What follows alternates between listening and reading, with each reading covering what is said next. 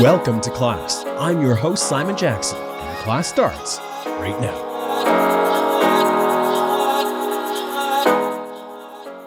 This might be a good time for our refresher on ideology and the ridiculous number of names we use to describe our politics. Of course, most of us know the terms liberal and conservative, as in Canada's two major political parties, the capital C Conservatives and the capital L Liberals. I emphasize the capitals because in that context, I'm referring to a political party rather than an ideology. But aren't conservatives conservative and liberals liberal? Yes, sort of. Sometimes. Well, it's complicated. Let me explain. Politics, if you remember, is about decision-making power, but it's also about the organization of our lives. Think of ideology as an extension of just that. It's about the collective philosophy and values of decision-makers in power, but also a way to organize how groups of people think. And as humans, we love organization. And though conservatism and liberalism are seen as the two most predominant ideologies in our society, ideology is so much more complicated than that because, well, the human brain is so darn complex. Traditionally in Canada, we've viewed ideology as a line, the left-right axis. If you turn left at center, we find liberal thinking, those who are more focused on the collective good and believe that good is accomplished with the support of a strong central government, or what's known as the welfare state. The further left you go on the axis, the more left-wing that you are, the more you believe in the role of government to ensure that society as a whole is equal. That can be known as socialism, which is both an ideology and an economic model. And though that's a hard left philosophy, it's not the extreme end of left-wing politics. That's communism. Communism, for the record, is also a form of totalitarianism because it's an anti-democratic dictatorship that imposes extreme left-wing politics, like the former Soviet Union or present-day Cuba. That's the left side of the axis. But let's say instead of turning left, you turn right at center. Here we find conservatism, those who are more focused on the traditional rights of the individual and believe societal good is accomplished through free enterprise and a decentralized, small government. The further right you go on the axis, the more right-wing that you are, the more socially conservative or traditionalist that you are, the more you believe in protecting cultural or religious beliefs from secularism, usually. At the most extreme end of conservatism, you find fascism. Fascism, for the record, is also a form of totalitarianism because it too is an anti-democratic dictatorship that imposes extreme right-wing politics. Think Nazi Germany, or Mussolini's Italy, or some argue present-day Russia. And you know all this stuff. But like I said, it's a refresher before I confuse the heck out of you. You see, to really understand ideology, you kind of need to take a VR headset to the axis. Ideology is evolving, and the only way to understand the changes is to look beyond the traditional left-right axis. Some now see ideology as a box, or a circle, or a bunch of triangles, or a bunch of circular shapes inside of boxes. And well, everyone has a theory because it's as complex as our minds.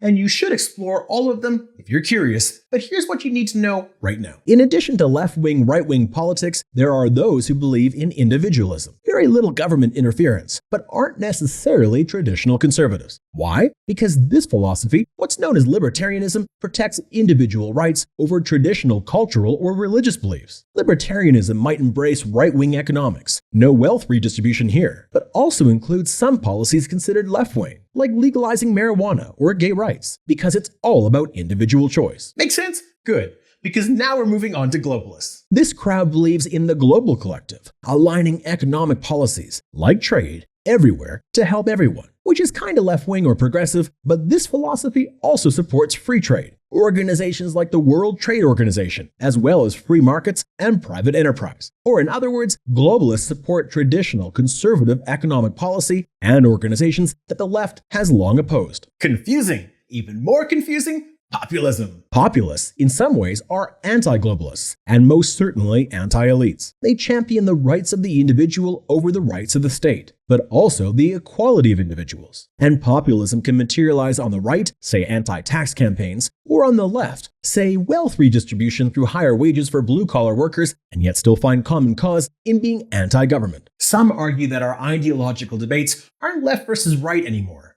They're in fact globalist versus populist. And it's a case that's been made persuasively by former conservative Prime Minister Stephen Harper in his book, Right Here, Right Now. Quote, "Conservatives won the Cold War. Ronald Reagan, Margaret Thatcher, and their generation stood against communism abroad and socialism at home, and they were largely successful. Our values, free societies, free markets, free trade, free movement, have spread around the world. The problem is this: globalization has been very successful for many of the world's people, but not so much for many of our own. 1 billion people worldwide, mostly in the emerging economies of Asia, have moved out of poverty. Yet in many Western countries, the incomes of working people have stagnated, or even declined, over the past quarter century. This is especially true in the United States. Trump clearly understood this. Former Prime Minister Harper, who declined the opportunity to speak with NatureLabs, argues in his book that in this era of mass change, populism, or at least many principles of that philosophy, is where the party's at.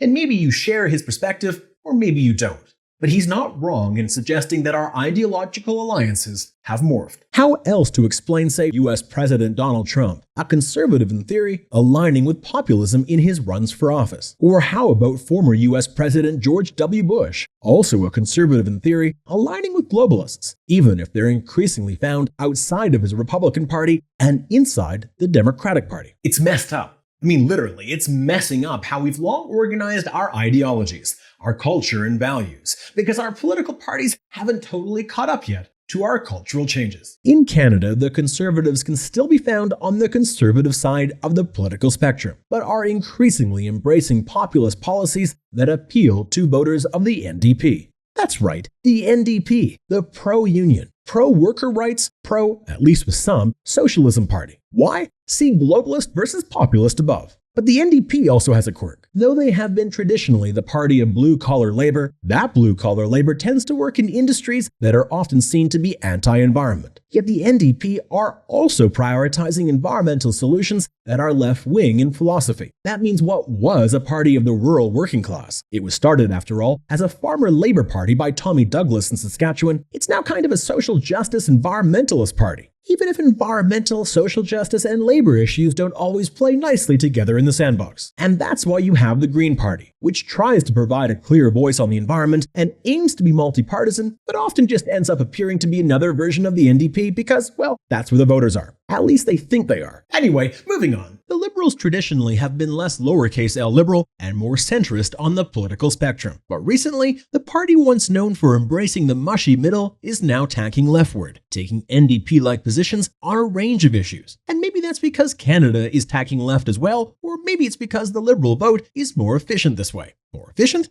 Yes, that's politics' version of sports analytics. And well, not everyone loves the idea of analytics being used in politics, or sports for that matter. Okay, that's super confusing. So let's get back to the Federal Liberal Party, who by the way aren't just trying to steal urban NDP votes, but also some traditional conservative voters as well. Why? Because the Conservatives are embracing populism to win over union workers, the Liberals have largely been able to claim globalism and some centrist conservatives as their own. That's right, Liberals are increasingly seen as the party of the elite, globalists, even as they move left. Which is weird. Like the other major political party in Canada, the Bloc Québécois, who advocate for Quebec or nationalist policies. What are nationalist policies? Nationalists believe in protecting their own culture and beliefs from outside interference. But here's the thing about nationalism. It can materialize politically on both the left and the right. For example, Alberta and Quebec both share nationalistic values. They both advocate for decentralization because they fear Ottawa will override or even destroy local culture and values. It can help explain why Alberta passed the Sovereignty Act and Quebec passed Bill 21 to ban religious headwear. Alberta worries that federal policies cross the line into provincial jurisdiction in a province that increasingly sees itself as a nation within a nation. Quebec, of course, is officially a nation within a nation, or so the House of Commons declared when Stephen Harper was in power. Whether or not that means much is an open debate, but it partially explains why Quebec passed Bill 21. Proponents argue other cultures threaten the French identity and language, the aforementioned foundation of Quebec's definition as a nation within a nation. So yeah,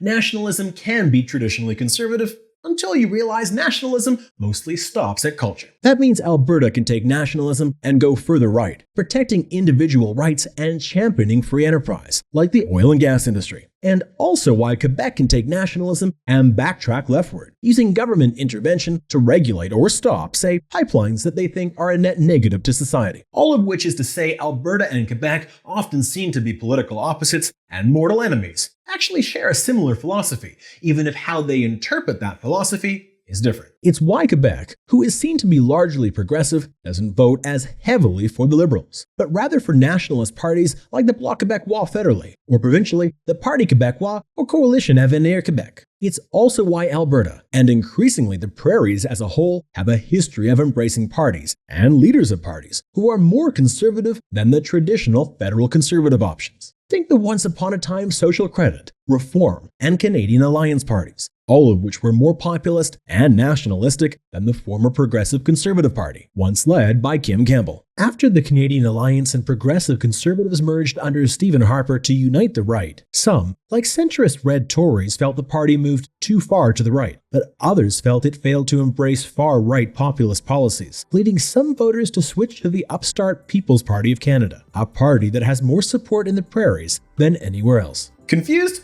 Good. Welcome to Ideology in the 21st Century and today's Canadian political context. Zooming out, as a country, we're still largely centrist, at least by default. But we also seem to be entering an era where politically, we're less united behind a common set of beliefs. And though diversity is usually a good thing, too much political diversity can create tension and division. That doesn't just threaten to halt momentum on serious issues, but it also threatens the very fabric of our democracy.